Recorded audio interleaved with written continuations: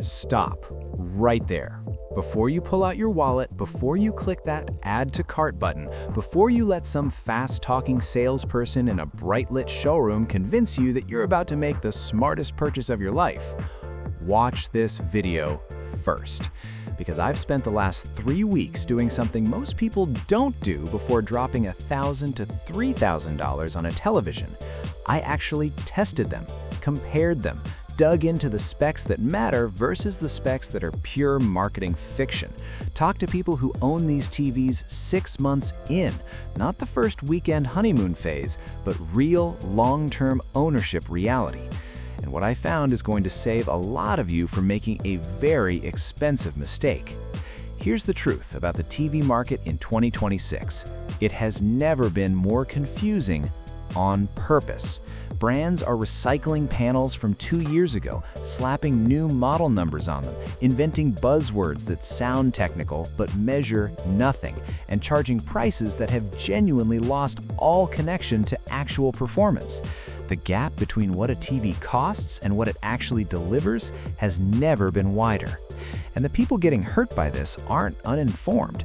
They're people just like you, people who did their research, watched reviews, read spec sheets, and still got misled because the misleading has gotten that sophisticated. So today, I'm cutting through all of it. No brand loyalty, no sponsorships influencing what I say, no gentle treatment for TVs that don't deserve it. I'm exposing 2 TVs you should absolutely not buy in 2026, no matter what the reviews say, no matter how good they look in the store. And then I'm counting up to the 5 smart TVs that are genuinely worth your money right now. If you hate getting robbed by tech companies, and I know you do, hit that like button right now. Subscribe for honest breakdowns every week. And drop a comment below telling me what TV you're currently using, because I already know some of you are running something on this list and you're about to have a very uncomfortable few minutes. Let's go.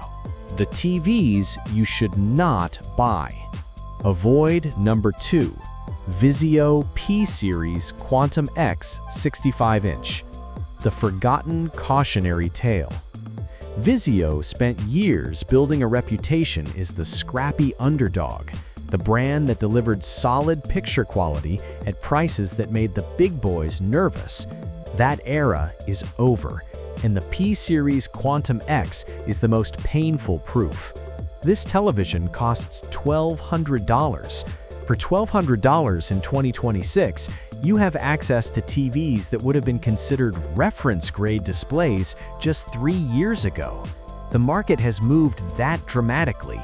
What Vizio is selling at this price point hasn't moved with it. The panel is a full-array local dimming LED, which sounds legitimate on paper. The reality is the dimming zone count is lower than competitors charging similar money, and the result is something you'll notice within the first hour of real viewing. Dark scenes in movies and shows with complex shadow detail, the kind of content that separates good TVs from great ones, reveal a muddiness that you simply should not be tolerating at this price. But here's the thing that pushes this from disappointing to actively avoid: the SmartCast platform. Vizio's operating system has been a persistent source of owner complaints for years. Slow load times, app crashes, inconsistent voice control, firmware updates that sometimes make existing features worse instead of better. I went through owner forums for the P-Series and found people who were on month 8 of ownership still dealing with software issues that were present on day 1. A television is not just a panel. You interact with the software every single time you turn it on. If the software is broken and the company isn't fixing it, that TV is broken, full stop. My colleague spent $1,200 on this TV 14 months ago. He texted me last month completely unprompted. If I could go back, I'd spend $200 more and get something that actually works the way it's supposed to. That's 14 months of daily frustration talking. Verdict: outdated panel performance, unreliable software, wrong price. Walk away without looking back. Avoid number 1, LG QLED 90 65-inch. around $1,400. The one that survives entirely on brand trust. This one is going to make some people angry. Good. The truth should occasionally make people uncomfortable. LG makes some of the best televisions on Earth. Their OLED lineup is genuinely extraordinary. We're going to talk about one of them in a few minutes. The QNED 9.0 is not that. The QNED 9.0 is LG using every piece of brand equity they've built with OLED to sell you something that is not OLED, dressed up in language designed to make you think it's closer to OLED than it actually is. QNED, Quantum Nanocell, Mini LED. LG layers buzzword after buzzword on this thing. Let me translate what you're actually getting. An LED television with a nanocell color filter and a mini LED backlight. That combination, in theory, should deliver excellent performance. In practice, at the price LG is charging, it falls embarrassingly short. The local dimming is the central failure. Mini LED technology is only as good as its dimming zone density and the algorithm controlling it. The QNED 9.0's dimming system produces visible blooming, bright halos bleeding around objects in front of dark backgrounds, in content that more precisely engineered mini LED competitors handle cleanly. TCL and Hisense are both controlling mini LED backlights better at prices $300 to $500 lower. That's not a small gap, that's a fundamental execution failure. And then there's the price, $1,400. At $1,400, you are approaching LG's own C-Series OLED territory with a small stretch. You are well within TCL QM8 and Hisense U8N territory right now. Both of those televisions will produce a more impressive image in more viewing conditions for significantly less money. What the QNED 9.0 has going for it is WebOS. LG's smart platform is genuinely excellent, genuinely well organized, genuinely fast.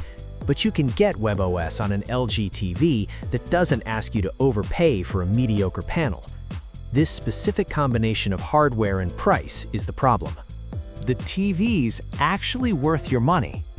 Best TV number 5. Hisense U8N Mini LED 65-inch, about $900. The TV that makes big brands sweat. Let me tell you what happened when I first pulled up the professional measurement data on the Hisense U8N. I refreshed the page twice because the brightness numbers didn't look real for a $900 television. Hisense used to be the brand you bought when budget left you no other choice. That version of Hisense is gone. The U8N is their flagship mini LED offering, and it has been measured, tested, and rated by professional calibration reviewers, people who test TVs with instruments, not opinions, as performing at a level you'd expect from a $1,300 to $1,500 television. The peak brightness is genuinely stunning. In HDR content, highlights explode with intensity that premium branded competitors at double the price struggle to match. Sports in a bright room, afternoon sun, big windows, the conditions where cheaper TVs look washed out and defeated. The U8N handles it with aggression. Full-court basketball, soccer in daylight, racing with fast motion and vivid colors. This TV was built for exactly that content. The local dimming has been refined significantly over Hisense's previous generations. Dark scenes that would have exposed serious weaknesses in earlier Hisense flagships now hold up with genuine competence. It's not flawless. At extreme contrast situations, mini LED limitations surface, but at $900, nothing else does what this TV does. Is the operating system as polished as LG's WebOS? No. Is the processing as refined as Sony's? No. But when that panel lights up in a real viewing scenario, those questions become surprisingly hard to care about. This TV was $1,400 in November. It is $900 today. That $500 drop is real and trackable. That combination of product quality and price timing is exactly the kind of window that doesn't stay open forever. Verdict: the TV brands don't want you discovering. Flagship mini LED performance, steal of the year pricing, buy it. Best TV number 4. TCL QM8 Mini LED 65-inch. Tilde, $1,100. When the underdog stops being the underdog. TCL has been building toward this moment for 5 years. Every generation, better panels, better dimming, better processing. The QM8 is where that progression delivers something that can no longer be dismissed as good for the price. It's just good, compared to everything. The brightness output is flagship tier. We're talking numbers that rival TVs for major brands charging $500 to $700 more. In HDR content, the kind of movie or sports moment where the picture is supposed to genuinely take your breath away, the QM8 delivers that impact with authority. The local dimming implementation is where TCL has made its most meaningful leap. Previous TCL flagships were criticized for aggressive dimming that crushed shadow detail or created pumping artifacts in dynamic scenes. The QM8's dimming algorithm is substantially more refined. Dark scenes breathe properly, bright highlights stay controlled. The balance feels much closer to what premium brands charge premium prices to achieve. Google TV runs the Smart platform here, and that matters. Google TV in 2026 is an excellent operating system. Well-organized, personalized recommendations that actually work, and support for every major streaming service with zero compromises. It's a meaningful step up from the Smart platforms running on lower-tier TVs. Best TV number 3. LG C5 OLED 65-inch. The one they can't touch for all-around performance. Here's where the conversation fundamentally changes. Everything ranked below this point is a Mini LED television. Mini LED is excellent technology, and several TVs on this list prove it. But there is something OLED does that no amount of Mini LED engineering has fully replicated. And when you see it, you understand immediately why people pay the premium. Every pixel on an OLED panel generates its own light. When content requires black, the pixel turns completely off. Not dim, not very dark, off. The contrast ratio is technically infinite. A bright star against a black sky, a neon sign on a dark street, a spotlight hitting a performer on a dark stage. These moments on an OLED look like nothing else because nothing else can physically produce them the same way. The LG C5 is the 4th year of LG's C-Series OLED, and it represents the accumulated refinement of a design philosophy that has dominated its category since it arrived. Burn-in, the concern that scared people away from OLED for years, has been addressed through panel improvements and management features to the point where real-world reports from long-term owners have become genuinely rare for normal viewing patterns. For gaming, the C5 is in a category almost by itself. 4K at 120 Hz, HDMI 2.1, VRR, input lag measured in single-digit milliseconds. But more than the specs, OLED's per-pixel response means game environments have depth and shadow detail that Mini LED displays literally cannot produce. Dark game environments look like dark environments, not gray environments. That difference changes how games feel to play. WebOS is the best smart platform on any television. Fast, organized, consistently updated. LG's track record on long-term software support is among the strongest in the industry. Was $2,200 in November, now $1,700 to $1,800 depending on where you look. That $400 drop puts the best all-around television on the market within reach. Best TV number 2. Samsung S90D QD-OLED 65-inch, $1,500. The OLED sweet spot nobody told you about. Samsung made a decision with the S90D that most manufacturers don't have the discipline to make. They prioritize delivering the right OLED experience at the right price over squeezing every last specification out of the panel, regardless of cost. The result is a QD-OLED television, quantum dot layered over an OLED base that delivers the fundamental OLED advantages that matter most to the widest range of buyers, at a price that keeps it accessible without feeling like a compromise purchase. The blacks are true OLED blacks. The color reproduction benefits from the quantum dot layer pushing color volume beyond what traditional OLED achieves. Motion handling is exceptional. QD-OLED's response times mean fast motion content in sports and action films looks clean and detailed without the blur that plagues LCD-based technologies at equivalent prices. What's remarkable about the S90D is how close it sits to Samsung's flagship S95F in real viewing conditions. I sat with both TVs running the same content side by side: sports, an action film sequence, a dark atmospheric drama, and the differences required deliberate effort to identify. In everyday viewing, most people would not notice a consistent, meaningful gap. Best TV number 1.